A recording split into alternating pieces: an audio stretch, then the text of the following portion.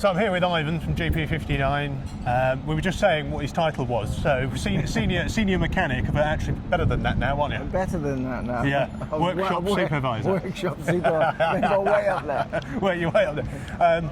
So yeah, I just thought we'd have a quick chat first. I'm going to go around a few of the cars that are here and speak to people about them. But yeah, best start with GP59.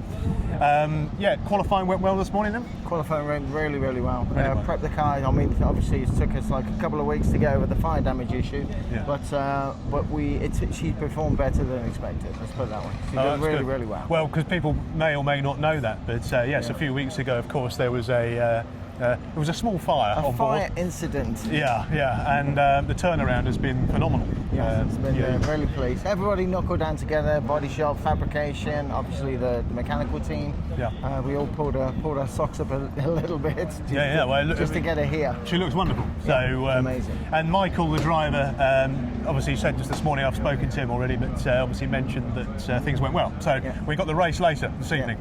So look forward to that. Yeah. So you ended say up with pole position as well. This pole position qualifying today. So again, another immense achievement for the car, considering what we've been up against. No, absolutely. Super good. And also, you mentioned yesterday about the differential temperature.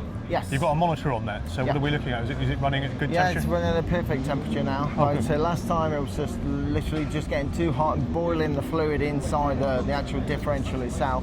Yeah. But we've seemed to have commandeered that by just putting a new drafting system to draft air over the actual differential itself. So and that seems to have worked. So it's really good. No, that's great. Well, fingers crossed for later, and we'll make sure we get enough coverage of it. Thank you very much. Thank you, Ivan. Take care.